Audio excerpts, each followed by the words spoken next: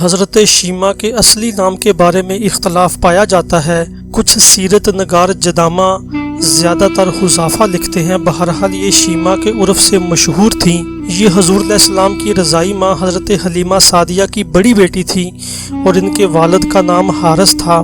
جب حضرت حلیمہ سعدیہ نے حضور علیہ السلام کو پرورش و رضاعت کے لیے اپنے گھر لے جا کر اپنے آپ اور اپنے گھر کو دنیا و آخرت کی نعمتوں سے مالا مال کیا تو حضرت حلیمہ کی بیٹی حضرت شیما ننھے محمد صلی اللہ علیہ وسلم کو گود میں لیا کرتی اور کھلایا کرتی تھی۔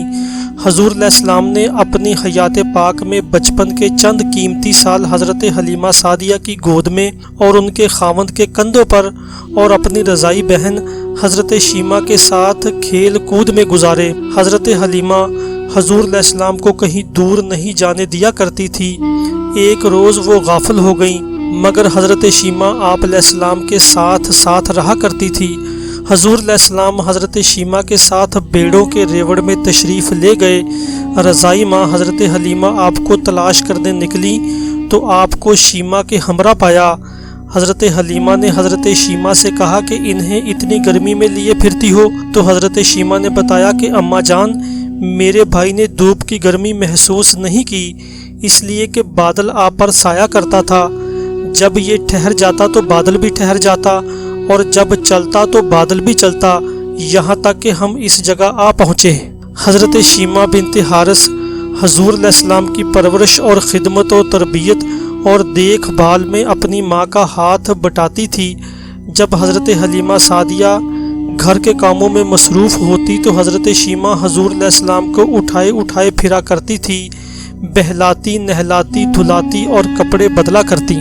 حضرت شیما کی سب سے بڑی خصوصیت یہ ہے کہ یہ حضور صلی اللہ علیہ وسلم کی رضائی بہن ہے اور حضور علیہ السلام نے اپنا بچپن ان کی ہمراہی میں گزارا اور ان کی اس وقت کی خدمت کو ہمیشہ یاد رکھا، کیونکہ جب حضرت شیما کی حضور علیہ السلام سے تقریباً 60 سال کے بعد غزوہ حنین کے موقع پر ملاقات ہوئی تو انہیں پہچان کر حضور علیہ السلام کھڑے ہو گئے۔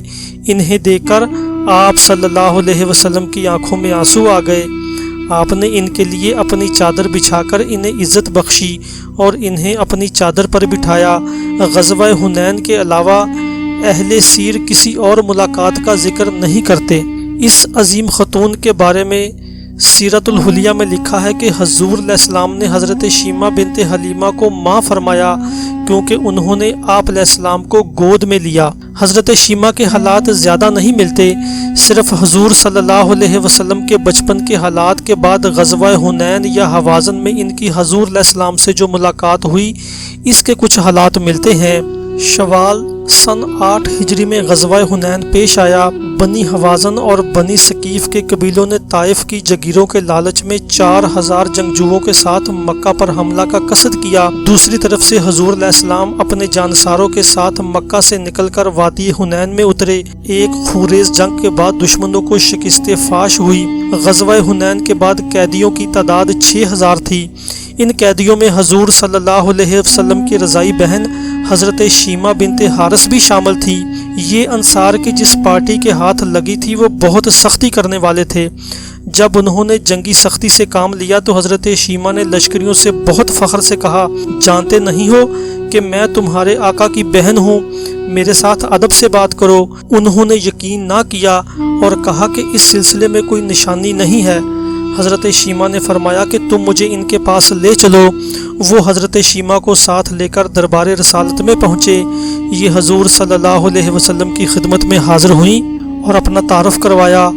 حضور صلی اللہ علیہ وسلم نے انہیں ایک نشانی سے پہچان لیا اور ان سے بہتر سلوک کیا، یعنی حضور علیہ السلام ان کو پہچان کر ان کی تعظیم کے لیے سیدھے کھڑے ہو گئے۔ حضور علیہ السلام نے شیما کو مرحبا کہا اور ان کے لیے اپنی چادر مبارک بچھا دی اور انہیں اس چادر پر بٹھایا۔ رضائی بہن کو دیکھ کر حضور علیہ السلام کی آنکھوں میں شدت جذبات سے آنسو بھر آئے۔ آپ نے ان کی بڑی قدر و عزت کی، ان کی ہر طرح تسلی و تشفی بھی کی اور مہمان نوازی بھی، اور دیر تک حضور علیہ السلام اپنی رضائی بہن سے باتیں کرتے رہے۔ آپ علیہ السلام نے شیما کو رخصت کیا۔ حضور علیہ السلام نے حضرت شیما سے فرمایا، اگر تو میرے پاس ٹھہرنا چاہے تو تیری تکریم اور احترام میں کوئی کوتاہی نہ کی جائے گی، اور اگر تیری مرضی اپنے عزیزوں میں واپس جانے کی ہو تو میں تجھ سے بھلائی کر کے واپس بھیج دوں گا۔ حضرت شیمہ نے اپنے قبیلے میں رہنے کو ترجیح دی۔ حضور علیہ السلام نے انہیں تحائف عطا فرمائے اور انہیں غلام و اموال خمس میں سے دیا اور انہیں عزت و احترام کے ساتھ ان کے قبیلے کی طرف بھیج دیا۔ بنو سعد کا خیال ہے کہ آپ علیہ السلام نے انہیں ایک غلام دیا جس کا نام مکمول تھا اور ایک لونڈی دی، تو انہوں نے ان کی ایک دوسرے سے شادی کر دی۔ ان کی نسل ان میں باقی رہی۔ اصحابہ میں ابو عمر کے حوالے سے لکھا ہے کہ حضور علیہ السلام نے حضرت شیمہ کو اونٹ، بکریاں اور 3 غلام اور ایک لونڈی عطا فرمائی۔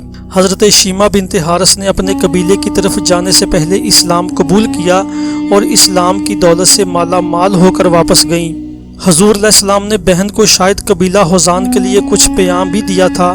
اس طرح حضرت شیمہ مسلمانوں کی سفیر بھی ہیں۔ حضور علیہ السلام نے غزوہ حنین کے مال غنیمت کو میدان جنگ سے دور جارانہ کے مقام پر بھیج دیا کہ شاید انہیں چھڑانے کے لیے ان کے قبیلے کا کوئی وفد آ جائے۔ غزوہ طائف کے بعد عمرہ ادا کیا اور پھر جارانہ تشریف فرما ہوئے اور حنین کے وفد کا انتظار کرنے لگے۔ جب کئی دن گزر گئے اور کوئی نہ آیا تب مال غنیمت بانٹا گیا۔ ایک روایت کے مطابق 10 دن تک انتظار کیا گیا، تب مال غنیمت تقسیم کرنا پڑا۔ جب غزوہ حنین کے قیدی اور مال غنیمت غازیوں میں بانٹا جا چکا تو قبیلہ حزان کا وفد حاضر خدمت ہوا۔ یہ کل 14 آدمی تھے اور سب مسلمان ہو کر آئے تھے۔ ان کا سربراہ زہیر بن سرد تھا اور ان میں حضور علیہ السلام کا رضائی چچا ابو برکان بھی تھا۔ رحیم دہلوی ابن سعد اور طبری کے حوالے سے لکھتے ہیں کہ حضور علیہ السلام کے ان رضائی چچا نے حضور علیہ السلام کی خدمت اقدس میں عرض کی کہ ہم پر جو مصیبت ٹوٹی ہے وہ آپ سے چھپی ہوئی نہیں ہے، آپ ہمارے ساتھ اس طرح مہربانی کا برتاؤ کیجئے جس طرح اللہ پاک نے آپ پر رحم و کرم کیا ہے۔ یہ بزرگ اور عالی مرتبہ ہستیاں وہ ہیں جنہوں نے آپ کی پرورش کی ہے، پالا پوسا ہے۔ ان میں آپ کی چچیاں ہیں، خالائیں ہیں، انہوں نے آپ کو گودیوں میں کھلایا ہے اور اپنی چھاتیوں سے دودھ پلایا ہے۔ میں نے آپ کو دودھ پیتے دیکھا ہے اور کوئی دودھ پیتا بچہ آپ علیہ السلام سے اچھا نہیں دیکھا۔ دودھ بڑھانے کے بعد آپ کو دیکھا ہے اور کوئی دودھ چھڑایا ہوا بچہ آپ سے بہتر نہیں دیکھا۔ پھر آپ علیہ السلام کو جوان دیکھا اور کوئی جوان آپ علیہ السلام سے اچھا نہیں دیکھا۔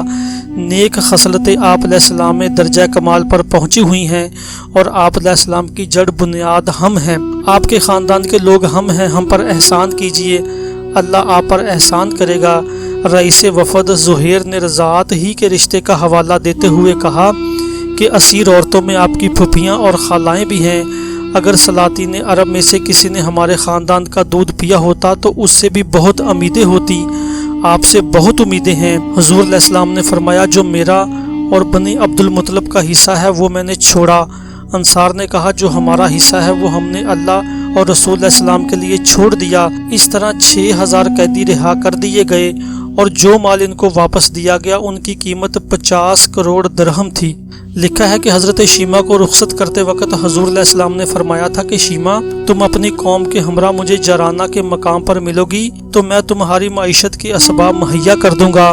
اور جب وہ جارانہ کے مقام پر حضور علیہ السلام سے ملی تو بہت سا مال انہیں اور ان کے رشتہ داروں کو آپ علیہ السلام نے عطا فرمایا۔ اس طرح یہ رضائی رشتہ حنین کی لڑائی کے قیدیوں کے حق میں رحمت للعالمین کے ہاتھوں باعث رحمت و آزادی ثابت ہوا۔ قبیلہ اپنی آزادی حاصل کر کے اور رضائی بہن حضرت شیمہ خوش و خرم تحائف لے کر قبیلہ کے ساتھ اسی صحرا کو لوٹی جہاں ریت کے ٹیلوں پر وہ اس چاند کو لیے پھرا کرتی تھی۔ قبیلہ بنی سعد کا ایک شخص جس کا نام بجاد تھا، اس کے پاس ایک مسلمان آیا تو بجاد نے اسے پکڑ کر اس کے ٹکڑے ٹکڑے کر دیے اور پھر اسے آگ سے جلا دیا۔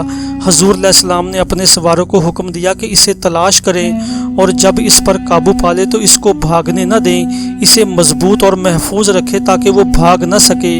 اسلامی فوج نے حسب ارشاد عمل کیا اور بجاد کو قید کر لیا۔ جب شیمہ اپنے مقام پر واپس آئیں تو حوازن کی عورتوں نے ان سے بجاد کے بارے میں گفتگو کی تو انہوں نے حضور علیہ السلام کے پاس واپس آ کر آپ سے مطالبہ کیا کہ بجاد کو بخش دیا جائے اور اس کا قصور معاف کر دیا جائے۔ حضور علیہ السلام نے اپنی بہن کی اس خواہش کو پورا کرتے ہوئے ایسا ہی کیا۔